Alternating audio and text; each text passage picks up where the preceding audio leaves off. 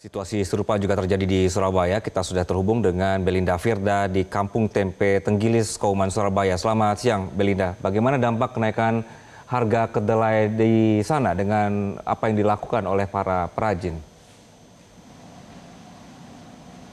Anggi dan pemirsa, selamat siang. Saat ini saya sedang berada di Kampung Tempe yang ada di Surabaya, tepatnya berada di wilayah Tenggilis, Kauman, Surabaya, Jawa Timur. Dan ini adalah proses pembuatan tempe yang sedang produksi di rumah salah satu pengrajin tempe di sini.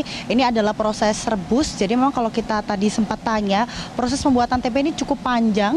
Terlebih dahulu kedelai ini harus dicuci bersih, kemudian dilakukan perendaman 3 jam, kemudian juga dilakukan perebusan selama 2 jam, baru nanti dilakukan proses pencampuran dengan ragi. Nah, ini adalah beberapa tempe yang sudah dicetak, Anggi dan juga pemirsa.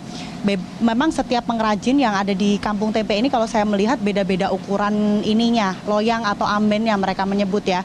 Ada yang besar, kemudian ada yang kecil. Ini berpengaruh pada harga jual. Jadi tidak hanya di bawah ini, di atas juga kita bisa lihat. Karena memang ini satu kampung, ada sekitar lebih dari 5 atau 6 pengrajin begitu, namun memang jumlah yang diproduksi cukup besar. Jadi mereka memanfaatkan atap-atap rumah, atau maksud kami rumah bagian atas ini juga digunakan untuk memproduksi tempe. Dan untuk lebih jelasnya sebenarnya apakah harga kenaikan kedelai ini berdampak pada pengrajin tempe, kita langsung bertanya kepada salah satu pengrajin, ada Pak Gofur di sini.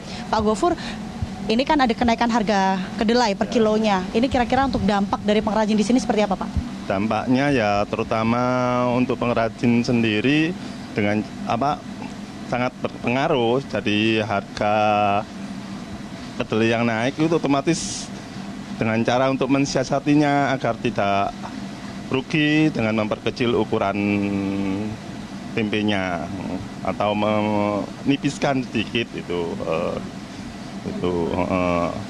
Tapi kalau dibandingkan dengan tahun yang lalu, ini nggak sebegitu naiknya sih.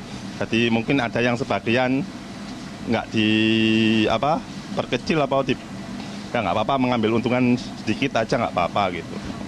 Pak Gofur, tadi sempat disebut, berarti Pak Gofur ini termasuk pengrajin yang memilih untuk mengurangi ukuran tempenya atau mengurangi labanya, Pak? Saya sendiri untuk saat ini mengurangi labanya.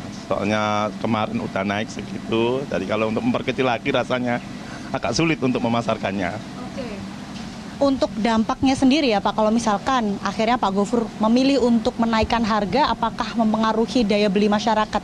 Ya pasti, kalau untuk menaikkan harga otomatis pembelinya semakin sedikit, ya kebanyakan pindah ke pengrajin lain, jadi itu biasa nggak laku kan itu.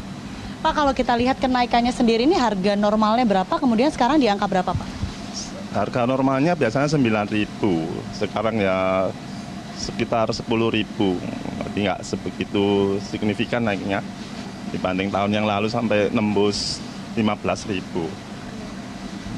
Pak Gofur, harapannya seperti apa ini Pak? Karena kan akhirnya Pak Gofur memilih dengan mengurangi laba. Ya harapan saya ya otomatis harapan saya itu agar harga jangan sampai naik drastis seperti tahun lalu. Ya, kalaupun naik ya stabil lah, harga kisaran 10 gitu sampai 9 gitu. Oke. Pak, terakhir nih, kira-kira kalau menurut Pak Gofur apa yang menyebabkan harga kedelai ini naik, Pak? Ya biasanya faktor dolar pengaruh. Kalau dolar naik ya kebanyakan mesti kedelai naik, soalnya bahannya itu impor. Jadi berdampak pada Iya. Terima kasih Pak Sama-sama. Gofur penjelasannya.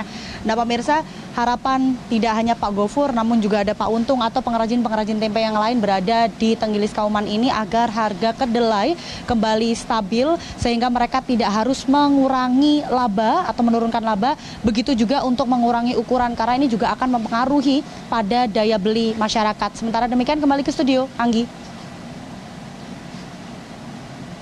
Timur, terima kasih.